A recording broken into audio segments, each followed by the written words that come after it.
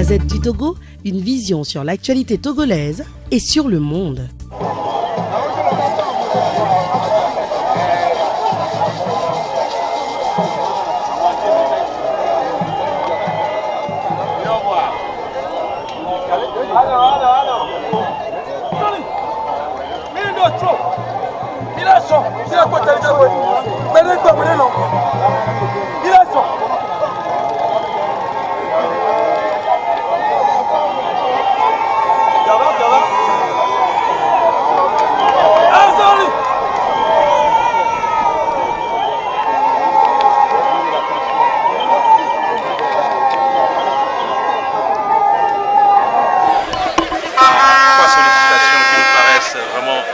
Nécessaire.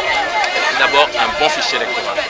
Le fichier, on ne sait pas ce qu'il contient, on ne sait pas quel est le corps électoral qui est convoqué. Les révisions sont faites de façon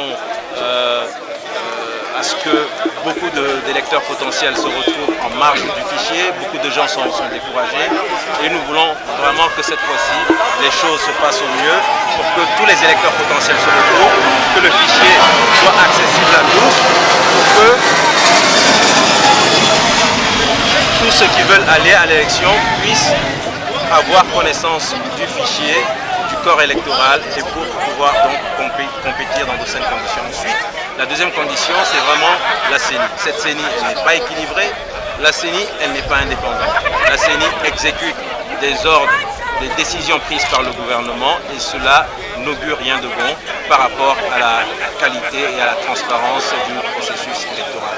Il faut revoir la CENI, il faut recomposer la CENI et donner à cette CENI une véritable autonomie. Et enfin, le dernier élément, c'est la proclamation des résultats par la CENI, bureau de vote par bureau de vote. L'Union européenne l'a dit, c'est le moyen le plus sûr pour garantir une certaine transparence, une transparence certaine à l'élection.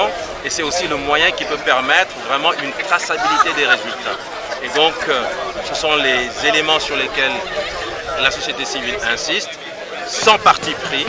Et nous espérons que le gouvernement, s'il désire vraiment que cette fois-ci le jeu soit transparent, qu'il soit intègre, le gouvernement va accéder à ces exigences et permettre un jeu démocratique. Dans le contexte actuel, qu'est-ce qui vous rassure que vous aurez une oreille attentive à ces revendications? Pour le moment, rien ne nous garantit que nous aurons une oreille attentive. Tout ce que nous voulons, c'est que la population togolaise puisse de nouveau s'exprimer. Les lois liberticides ont été prises pour empêcher les citoyens togolais de s'exprimer.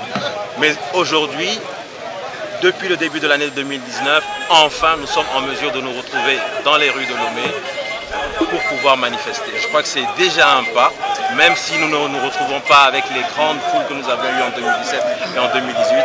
C'est déjà un grand pas, c'est le début de quelque chose. Nous allons poursuivre sur la lancée et faire en sorte que progressivement les citoyens togolais puissent revenir, ressortir pour marteler vraiment ce qu'ils attendent depuis le changement.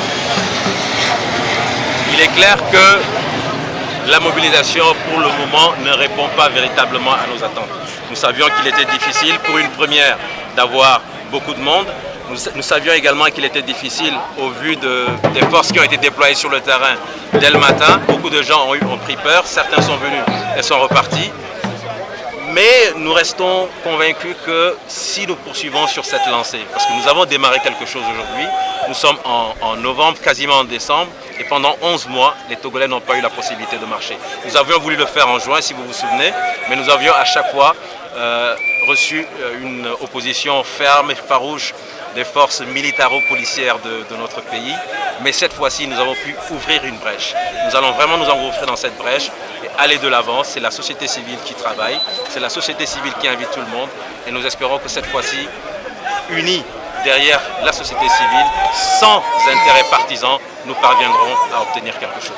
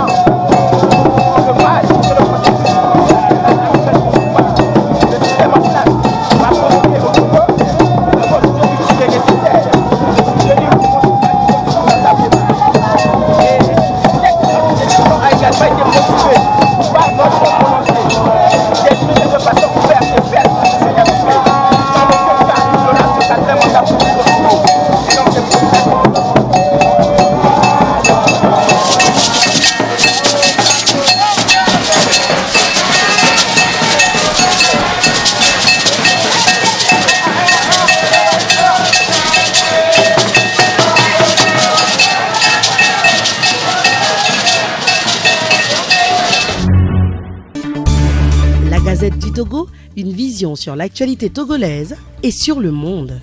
Rejoignez-nous sur le www.lagazettedutogo.com ou sur nos comptes Facebook, Twitter et YouTube. Pour tout contact, écrivez à contact@lagazettedutogo.com ou appelez le 92 80 88 53.